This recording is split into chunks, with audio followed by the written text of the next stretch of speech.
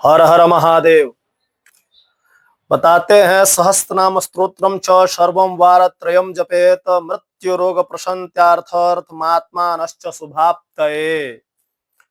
यानी कि महाभारत का ये वचन है और इसमें बताते हैं कि इस सहस्त्रनाम महाभारत में बता रहे हैं कि मृत्यु रोग की शांति के लिए, आत्म कल्याण के लिए, आत्म कल्याण में सब कुछ आ जाता है। अगर जो आपके पास धन की कमी हो, किसी संतान, अगर जो संतान की कमी हो, या दैनिक जीवन में जो वस्तु आपको चाहिए अगर जो उसकी कमी आपको महसूस हो रही हो, तो उसके लिए केवल एक स्तोत्र की बात किए हैं। अगर जो उस स्तोत्र का आप पाठ अपने दैनिक जीवन में रोज करना शुरू कर देते हैं तो आपको इतना अनुकूल फल प्राप्त होगा। जिस विषय वस्तु की आपकी आवश्यकता आपको है, उस विषय वस्तु से संबंधित आपके सारे कार्य पूर्ण होंगे। चाहे वो मृत्यु का भय हो, रोग हो, या फिर धन की आवश्यकता हो।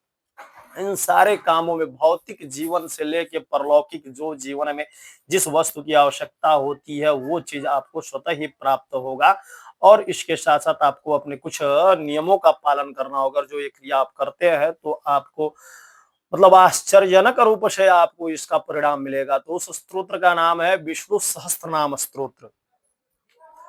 अक्सर हम करते क्या है कि इस कहीं से पुस्तक लाए और विष्णु सहस्त्रनाम का पाठ करना शुरू कर देते हैं। लेकिन एक बात याद रखिएगा, बिना विधि, विधि निषेध जो है, बिना विधि की कोई भी क्रिया की जाती है, चाहे कोई भी कर्म हो।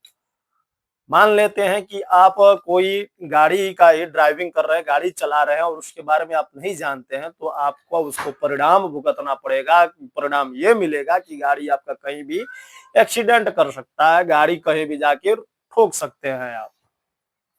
तो उसी तरह से विष्णु सहस्त्र नाम, तो इसका फलश्रुति इत्यादि अगर जो आप पढ़ते हैं तो बहुत ही अच्छा है कि ये करने, इसको करने से ये चीज की प्राप्ति होती है, वो चीज होता है। लेकिन अगर जो आप इसको विधि पूर्वक करते हैं तो उसका परिणाम मिलेगा। बिना विधि के करते हैं तो आप जिंदगी भर पाठ करते रह जाइए, आपको कोई परिणाम मिलने वाला नहीं है। तो इसकी विधि क्या है? तो इसकी विधि बता रहे हैं कि आपको सबसे पहले शाप विमोचन करना होगा।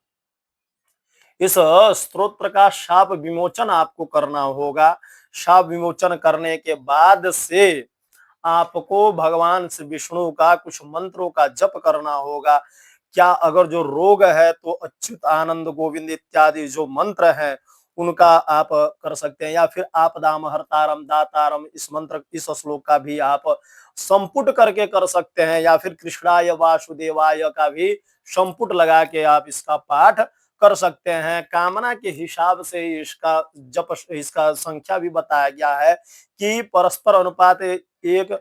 मान लेते हैं कि अगर जो आप पुरस्चरण करना चाहते हैं तो इसका 1000, सामान्य अगर जो मध्य रोग में अगर जो इसका आप प्रयोग करना चाहते हैं तो सामान्य रोग हो तो कम से कम 1000 या फिर 1000 करना होगा। अगर जो मध्यम रोग हो, सामान्य रोग में आपको 100 पाठ करना होगा, मध्यम रोग हो तो आपको 1000, और तीव्र रोग हो उस रोग से बहुत ऐसा रोग हो जिसमें संशय बना हुआ है, वो रोग ठीक होने का नाम नहीं ले रहा है, तो उसमें आपको 1 लक्ष्य कम से कम पाठ करना होगा।